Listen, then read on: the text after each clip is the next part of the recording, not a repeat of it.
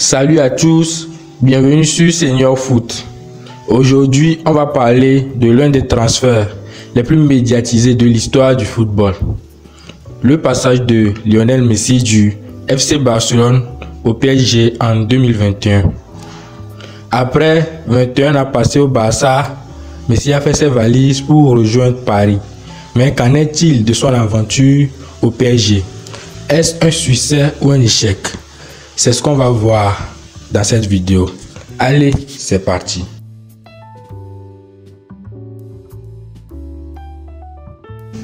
En août 2021, le monde du football a été secoué par une nouvelle.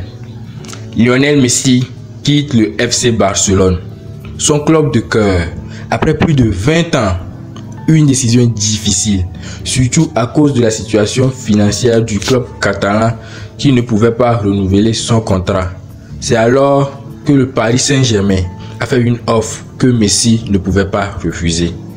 Le PSG, avec son nouveau projet ambitieux et une équipe pleine de stars, était l'endroit idéal pour Messi. Mais après presque 2 ans au PSG, est-ce que cette aventure a répondu aux attentes?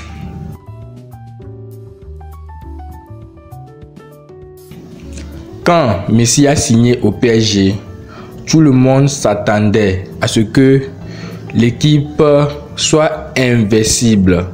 Avec Messi, Neymar et Mbappé, le trio magique était censé dominer l'Europe. Les supporters rêvaient de victoires en Ligue des Champions, des records battus et de Lionel Messi retrouvant sa forme légendaire. Mais la réalité a-t-elle été à la hauteur de ces attentes? Sur le terrain, Messi a certes marqué quelques beaux buts et a fait des passes décisives, mais si on regarde de plus près, ses statistiques sont loin de celles qu'ils étaient à Barcelone.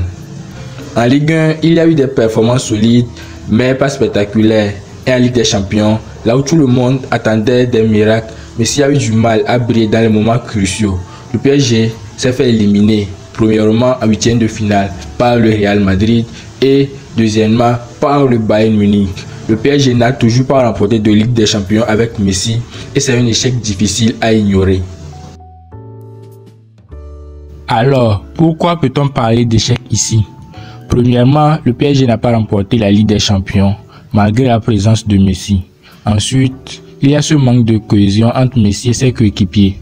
Messi n'a pas pu s'intégrer parfaitement au système de jeu du PSG, ce qui a nuit à son impact. Enfin, sa forme physique et sa motivation semblaient parfois insuffisantes pour répondre aux attentes.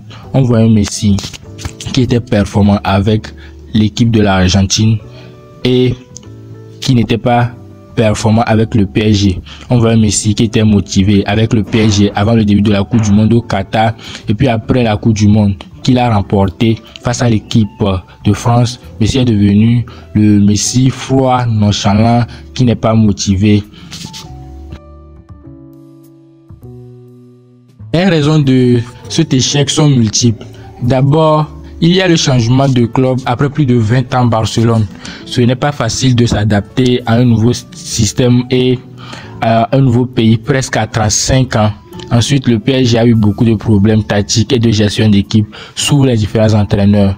Et la pression médiatique et les attentes irréalistes ont peut-être affecté Messi plus que son image.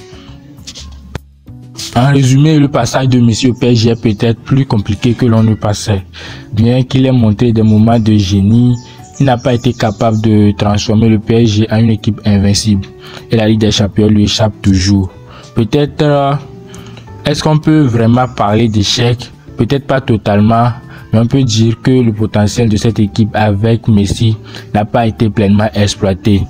Et bon, et vous, qu'en pensez-vous? Est-ce un échec ou une aventure inachevée? Laissez vos avis en commentaire et n'oubliez pas de liker la vidéo et de vous abonner pour plus de contenu sur le football et ses légendes. Ok, à très bientôt. Peace.